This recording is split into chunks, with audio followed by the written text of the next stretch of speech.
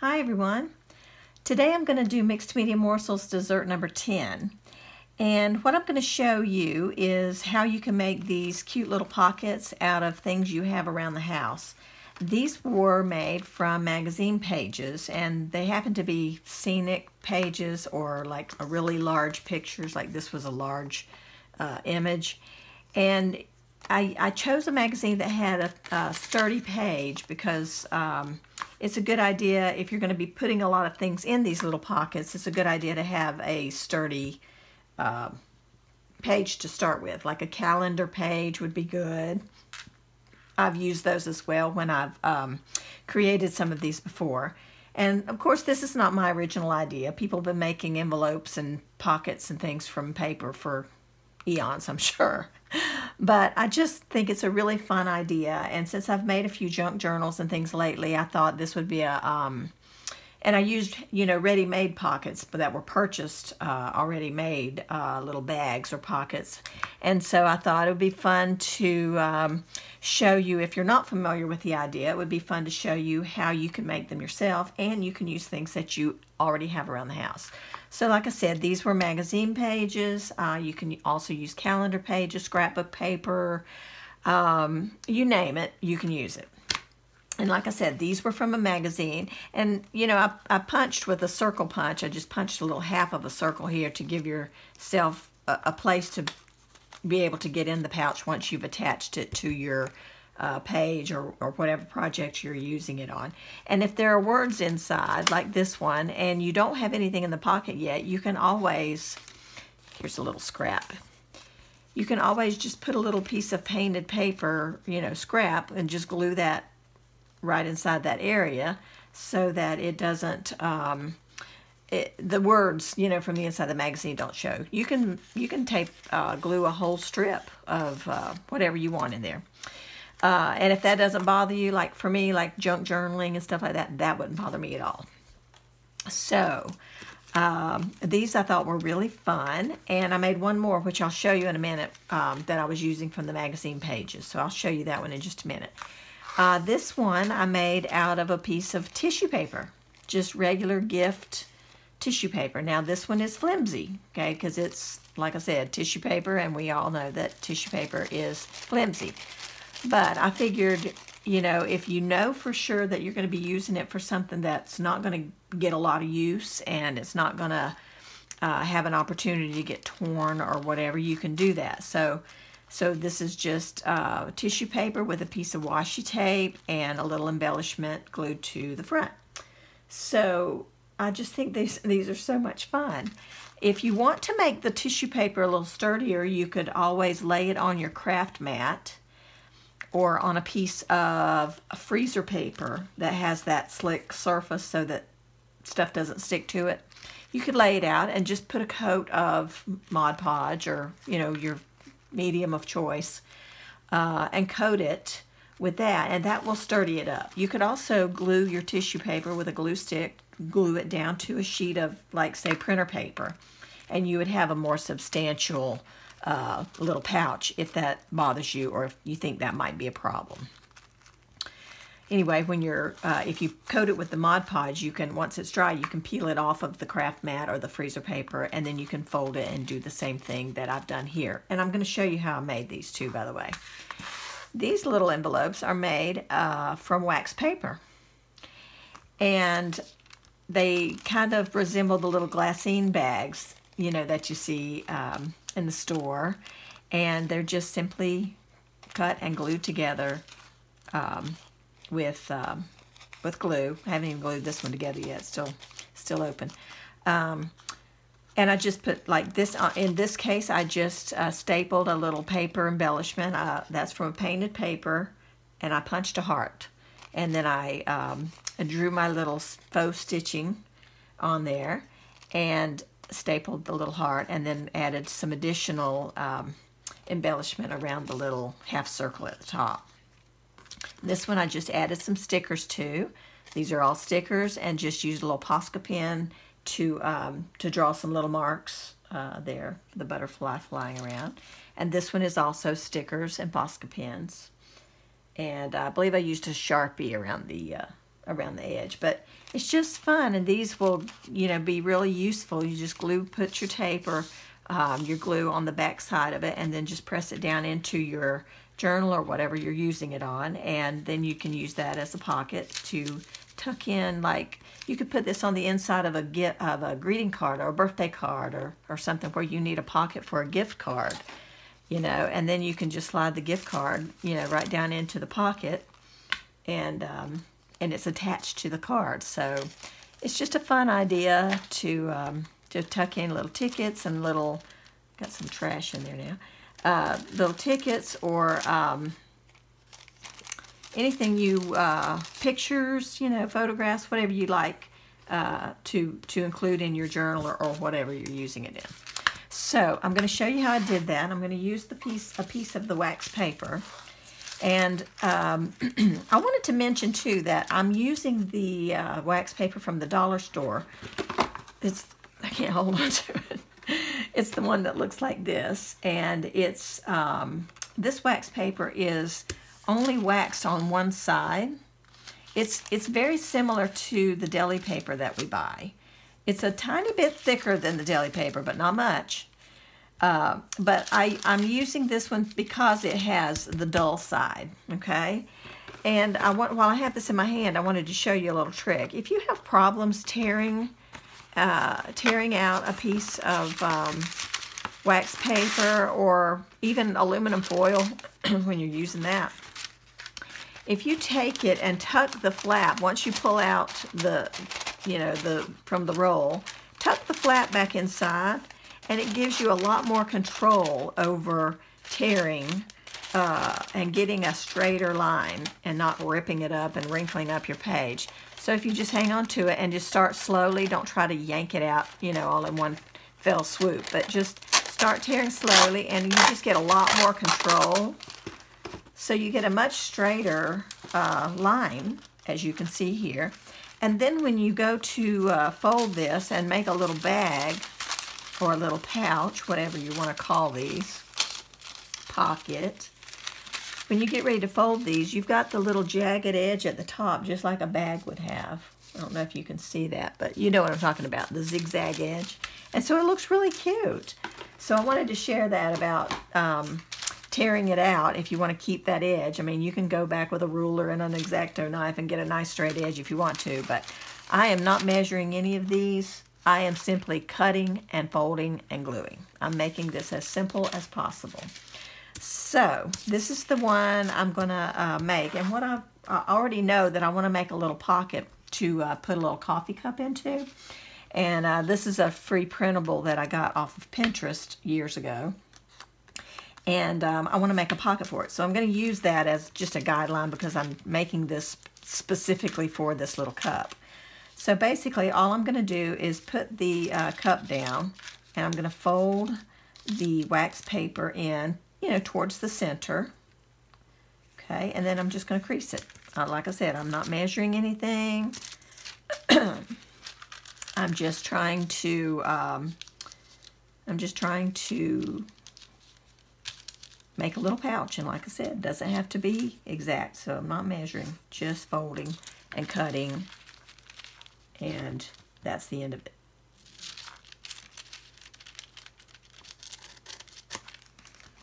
Okay. Now, in this particular case, the bottom edge is a little bit more crooked than the top edge was, so I'm going to use that as the bottom, and I'll keep this edge at the top. This other edge that is more straight, I'll keep that for my top edge of my little bag. Alright, so what you want to do, now it doesn't matter how much overlap you have, but I try to keep it minimal because on these you do see through, you know, you can see through and you can see that there's, you know, how much paper and excess there is and all. Okay, so here's what I'm going to do. I can fold the bottom up, okay, just like this. And a lot of this is going to get trimmed away, but I'll show you exactly what I'm doing.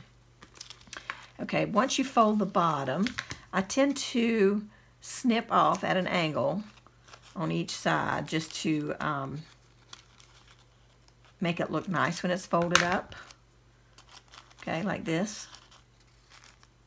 Okay, if you don't want to do that, you can just leave it as it is. And what I did on these was it's hard to see. Let's see if I can, yeah. I took my corner rounder and I made the corners rounded on this one. But that's just an extra step that's not necessary. You can do it like this and snip that angle. I like that look too. Okay, then you open it up and you want to leave the center area alone and just cut the little tiny flaps off of the side folds. So you're just going to trim those off just like that. Okay, and then I'm going to take some glue. Well, before I glue it, let me tell you, while you have it in this state, if you're going to do anything like I did washi tape across here, you'll want to do this before you glue it together. You can do it after it's glued, but it's easier if you do this. And keep it all flattened out. And it's also easier at this time to punch your little opening if you choose to do that. So all I'm doing is using a punch and I'm just placing it here upside down and kind of guesstimating the center. Like I said, not trying to be perfect here. And there's our little tab, our thumb tab. Okay, so all we do then is put a little glue. I'm using this Fabrifix. It's nice and clear, glues well, dries quickly. Okay, and then I'm pressing this. And you want to make sure you don't get carried away with the glue because you don't want the front and back of your pocket to glue together. So you always want to check that. Make sure you don't have any glue seeping in there. Okay, then fold up the bottom one more time, and now it's just a single layer of the wax paper, which is why I cut those flaps away. Here we go. Okay, and then we're just going to fold that up, and you've got your little bag. So then my little coffee cup will fit down perfectly into this little bag, and that's going to look really cute on a journal page. All right, so that's how we make them, and you can make them, like I said, with any kind of paper you want to make them with. I also made one out of a piece of vellum. My friend gave me some the tablet pad of the Tim Holtz vellum papers, and they're just so beautiful, and I thought that would look so gorgeous in a vintage like junk journal or something, right? So this one is really tall, and I've already glued all this together, but the reason I left it tall, I mean, you could have a tall pouch for like one of the tall shipping tags, and that's perfectly fine, but I wanted to show you how to make a flap if you want to make this like an envelope and make a flap for the top. So you're just going to fold it, and you're going to make it a bigger fold than the bottom. Okay, so I'm going to make this one, at least twice as big. And I'm going to fold it down, like I said, not perfection, just folding. And I'm using a bone folder because this paper is stiffer. It gives it a nice crease, okay? So what you're doing here is the same thing that we did before. Only, of course, now it's glued together, so it's going to be a little bit more difficult. So you would want to do this step while you're in the pre-gluing stage. But you're just going to cut out this back, this flap, this piece on the back, inside of that fold. But if you know you're going to want a flap, you can plan all of this out and fold the top down just like we did the bottom and folded it, and made it work. So you can do it all at the same time before the gluing process. Okay, so now I'm just going to trim this out. And I'm going just a little bit below the folded line, trying to. Just a little bit below so that it folds down, the flap folds down properly and it won't crimp under there. So you can see what I did, just a little bit. I don't know if you can see it or not, but it's cut just a little bit below that folded line. Okay, so now you have a flap for your envelope just like that, right? And if you want, you can cut the, you can angle the tabs the same way I did. Let's open it up and do that. In the same way that I did the bottom flap, you can do the top flap the same way. If you want, you can round the corners of it. There you go. Perfect little envelope flap. And then you can tuck your goodies and things inside and seal it with a little piece of washi tape. So it's just fun. It's just so nice to be able to make your own, and it's so easy, you know. And I wanted to show you, I told you I was going to show you one more of my envelopes, and that's because I want to show you how I used one. Okay, this is one of my little collage signatures. I'm working on a collage book, you know, and I've just been gluing things in. It's not anywhere near being finished or anything, but I have been gluing some random scraps and bits and pieces into this journal, or this signature. I did finish one page out, and I did not film this, but and I haven't even shown this in a video. I did put it on my Instagram, I think, and maybe on Facebook, but I really like this this spread, and it was a lot of fun to do. And when I get ready to start doing some of these others, I'm going to film those as well. But I did not film this. This was one day I just felt like playing, and I just played and didn't turn the camera on.